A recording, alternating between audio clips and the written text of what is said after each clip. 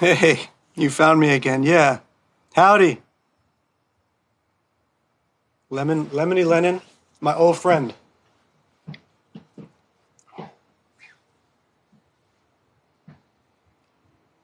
I'll tell you, Terry Berry, I was really scared to do these lives at first. And after I started doing them, it's been like, I look forward to it. Yeah. You know me from Facebook. Why? Why did I not want to do them?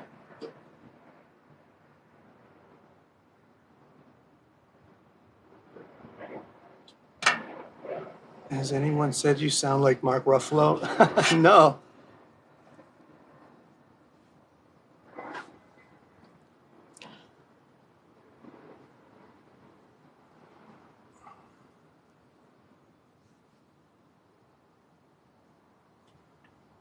I did not know I sound like Mark Ruffalo, but I'll take that as a compliment. Thank you. But yeah, these lives are fun, and so far it's been really good experiences with people. I haven't had any straight up kooks trying to argue about vaccines with me or anything. I'm not about that. I think that's pretty counterproductive.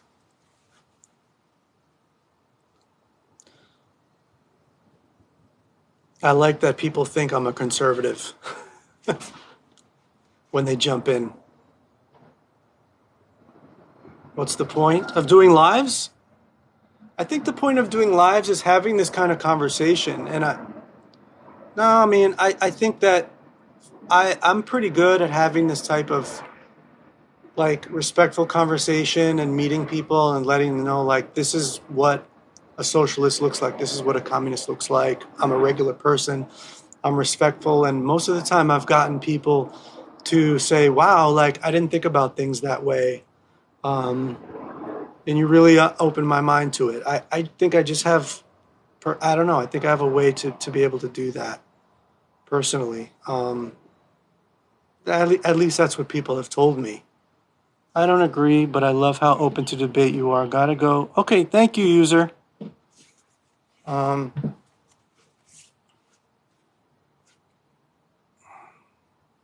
I mean, how are we gonna do this then?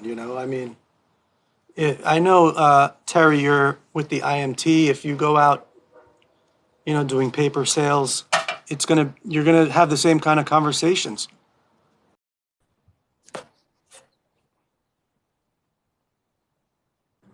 Hello, What kind of what's going on? It's nice what's to meet up? you. I'm Alan.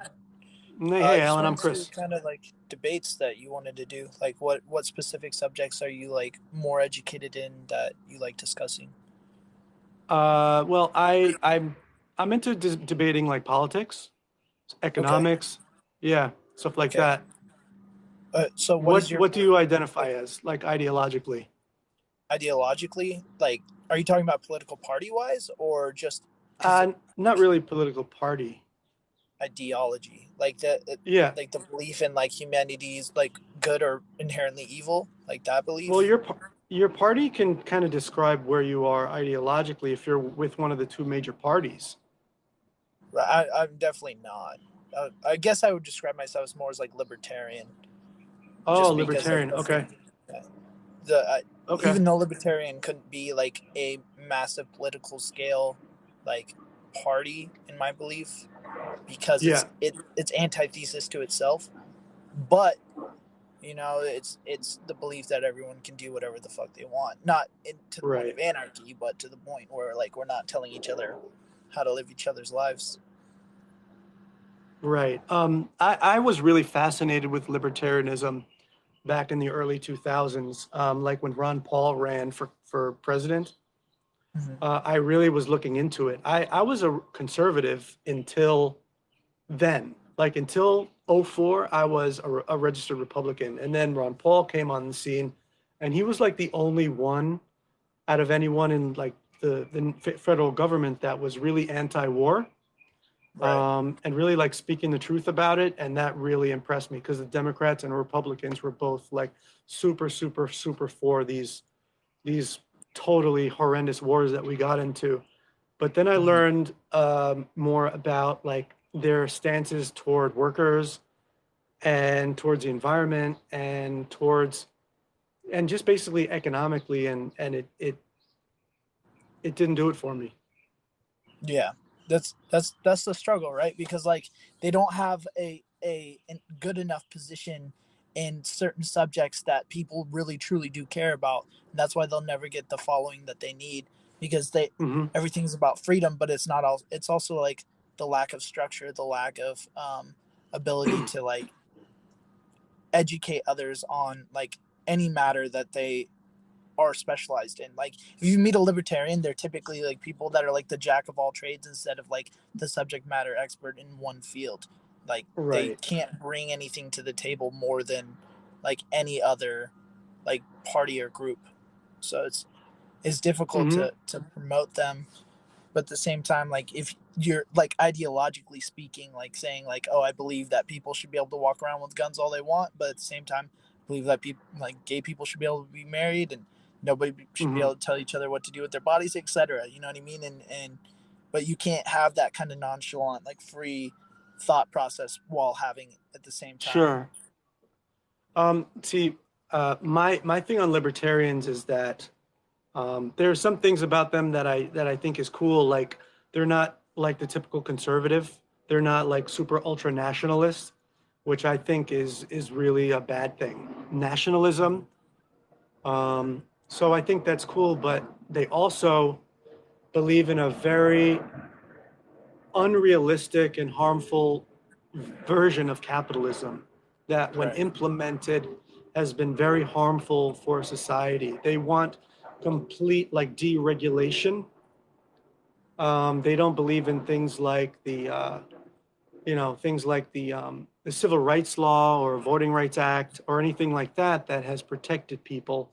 There have been libertarians who don't believe in age of consent laws, because that stops freedom. And that's literally like child rape. Like, how Yeah. far does it go with some libertarians that Right. say, To the whenever point we of have anarchy. this, yeah, well, when I think of anarchy, I don't think of the typical term anarchy, what we call, because Mhm. there's something called anarchism, which is different. I think I would rather say the word chaos. Um, but when I think that a society would be better. Yeah, and I'll say one more thing. I read Ayn Rand. I don't know if you know who that is. No, I don't. Um, Ayn Rand is like the Karl Marx. She's like a woman. She's like the Karl Marx of libertarians. And I Mhm. read a few of her books, and her her idea is that humans are selfish, Mhm. and our society needs to be based on selfishness, on the principles of every man for himself, and that will create the most freedom for everyone. I don't agree with that. What I Yeah, agree with, that sounds like shit. That it's sounds like a horrible. shitty place. It's horrible. She wrote a book called The Virtues of Selfishness. And she starts off with talking about humans' need for self preservation. And we do. Everyone wants self preservation. Everyone wants to have a home, everyone wants to have shelter, food, clean water. But then she transforms it into selfishness. And that if we build our whole society based on everyone being selfish and looking out for themselves, everything will be great. And it's so opposite. What's funny So is it's also extremely similar to socialism in a way that it's like socialism is extreme selfishness in the way that everybody wants to be taken care of, and like they're like, oh no, it's for the greater good, but if it did not like if they really wanted the greater good, it would be for others around them, but not for themselves, right? That's the okay. basic concept of the greater good. But socialism is like an extreme selfishness in that way. Like imagine like a utopia where everybody had to act the same and do everything the exact same way and everybody had the exact same Hmm. like equality. You know what I mean? That would be extreme Okay. selfishness in the way that like they only want it because it benefits them. But if it didn't, Okay. if it benefited the greater society and not them, they would call it like, you know, I guess Okay, let me ask. not necessarily capitalism, but So let me ask you. Let me describe a society, and tell me if you think that this would be a a positive society or negative society. Let me just see. okay. Oh no! What the fuck? Jesus! Why does it keep doing this? He does. It's so funny. Yeah, can you see your screen and what it looks like right now? Yes, I can. All these people are so. It did this Yeah, we must before. get hella views on this picture Oh specifically. This my is so. God! Do you know how to get it off? No! Yeah, so I'm pretty sure on the bottom right there's like little like buttons for you to press, Okay. and you Yeah? put on like a filter. So like I don't have it on my screen because I'm not the one running the live, but there's like buttons down there for you to click. I'm not sure. There we You go. go. You fixed it. Okay. Well, thank God. That shit was so funny. Like a positive thing or a negative thing.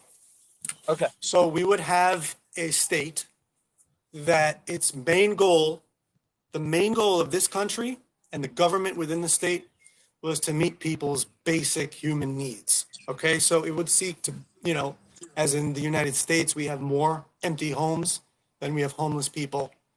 Um, the state would seek to meet people's needs, put people in homes, clean food, clean air, clean water, make sure that people have food to eat, rule of law, right? That everyone follows the same laws and no one is above the law, okay? But economically, it would be different than what we have now. So if you go to work, if you work at a company, the company owns everything that you produce, right? And the shareholders determine how everything in the company functions. All of that you produce goes to the shareholders and you own nothing of what you produced. Okay? And the role of the company is to make more and more profit. They must make more profit year after year after year. They have to find a way to get more profit. And a lot of times that means less pay for workers, less benefits, worse working conditions. So what we would have, if you go to work at a company or wherever you went to work for, you would go into being a partial owner of that company. And instead of all that profit going to workers, it would go to you. And you would democratically elect and pick the leadership of that company. And the state would support that type of a system. So if you went to work at Walmart, you could be making a lot of money because you don't have those shareholders that are sucking everything out of you. Okay. So I think there's a lot of flaws into that idea of that society, because one, the concept that everybody gets their basic needs and taken care of, right? You have to think at what cost. What is that going to cost everyone else? Is that going to cost? You have to, and the reason that to this day that capitalism is a thing is because people have to take advantage of other people to be like higher than each other. And like a lot of people are like, oh, that's not what true capitalism is. It is. To make a profit, you have to have taken advantage of someone somewhere. You have to exploit people. Yeah, you have to exploit someone at some point in time. It doesn't have to be the first person that you sell it to. It doesn't have to be, the second or third, but the 10th person, you know what I mean? Somebody's getting exploited, whether that's the worker, whether that's the vendor, whether that's the consumer, whether that, you know what I mean? Mm-hmm. So in a society where a product is in a society where the product is how the economy runs. The economy runs on production and the ability. There's always going to be someone in the society that's hurting, and it also doesn't take into account human behavior, right? So at the same time, even if you have everybody's needs, taken care of, someone's going to take advantage of that system. Someone is going to, you know what I mean, be like, okay, I'm going to meet these the barest of the minimum requirements, but I'm going to allocate the majority of this to myself. And that's why you get like bad politicians and whatnot. So in a society where like behavioral like and like go ahead. No, no, I'm listening. Okay. In a society where like behavior isn't an issue, in a society where greed and like just overall the inherent bad in society isn't a real issue, like in the idealistic world, yeah, your community would work.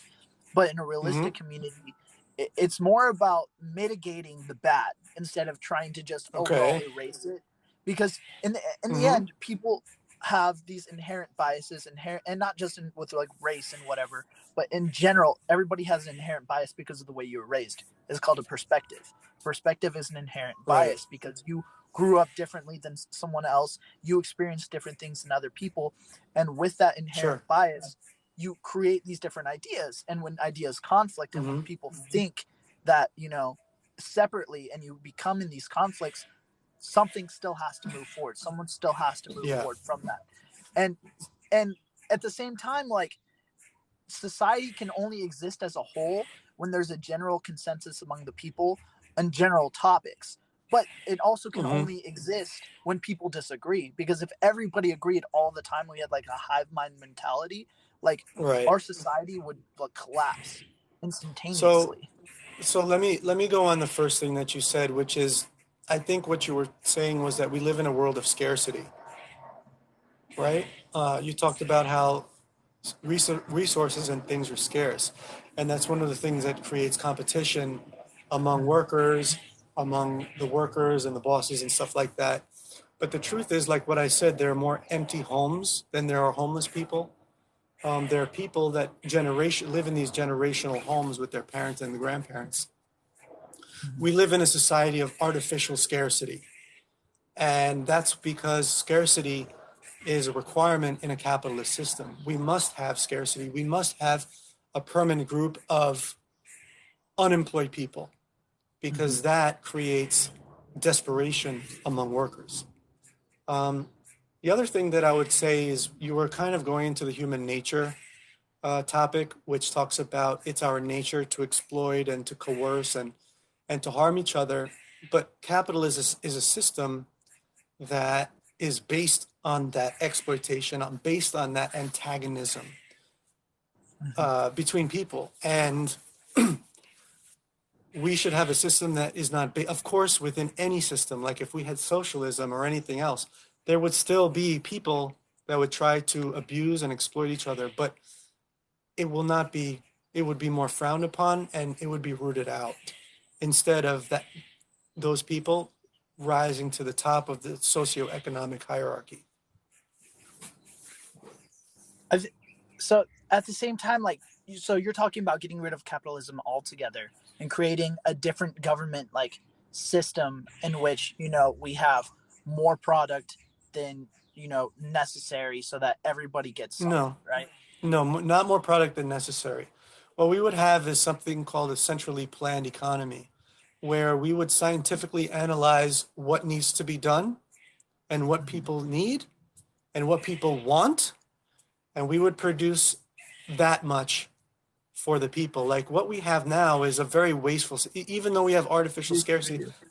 Think about how much food farmers waste, how much food supermarkets waste, how much food restaurants waste, how much waste is created just in our system. We would, you know, in a different system, we would not waste that much because we would understand what we need for how many people. Right.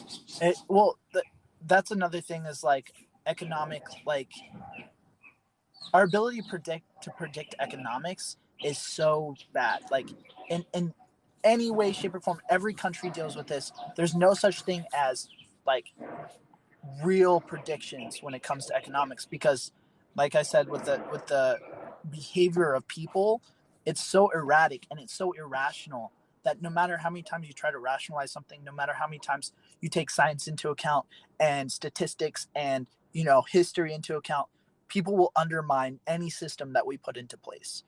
You know what I mean? Okay. It's just like Mm-hmm.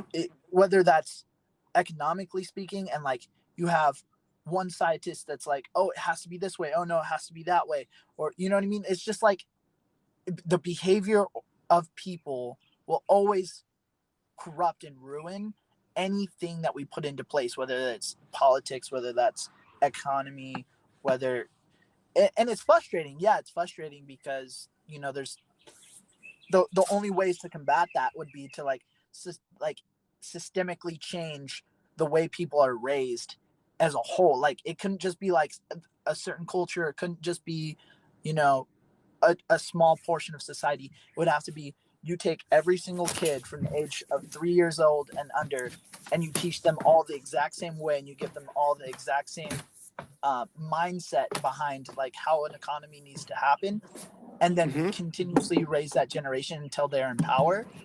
Yeah. And then completely like take away everyone else that has ever had any other like mindset behind any other government or, you know, just any other point of view from that.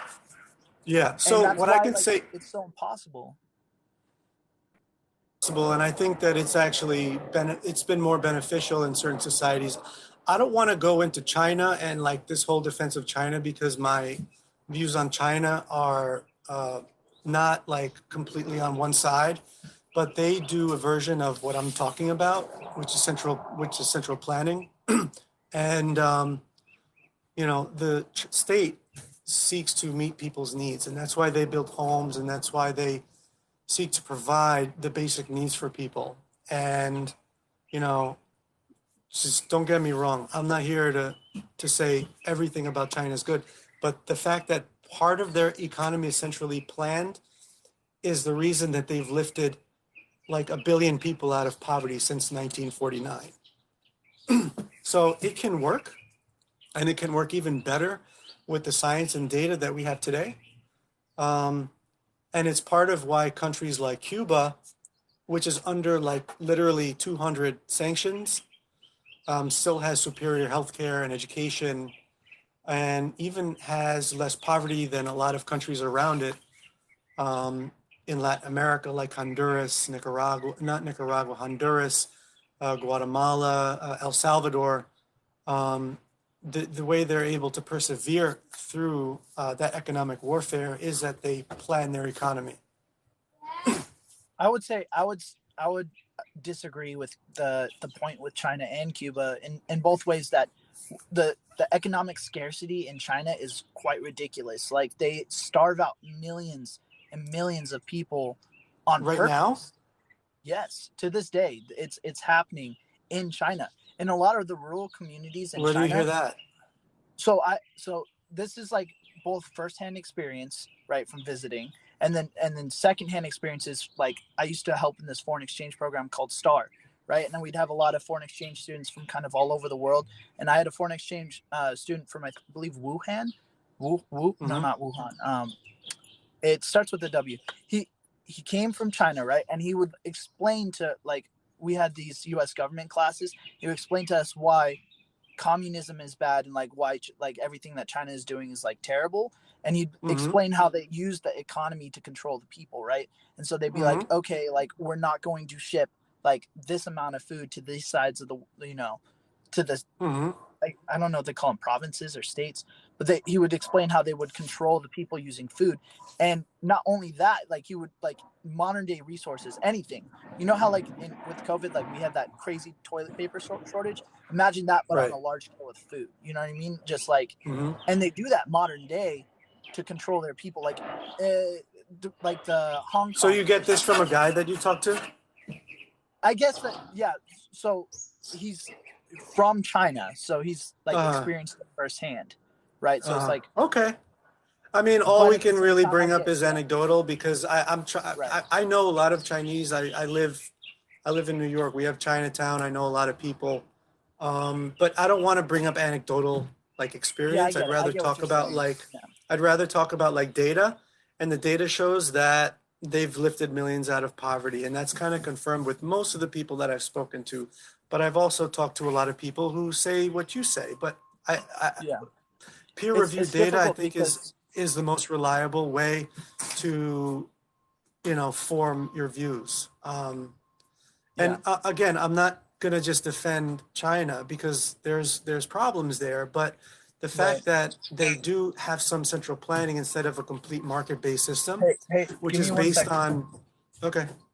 I actually have to go. My girl just got out of her college class, and I'm about to drive. Okay. Hey, no problem. Yeah, Hey, you I'm guys gonna enjoy also need to go. So nice You guys speaking take with care. all of you, and nice talking with you. You do, man. Take care. All right. Bye.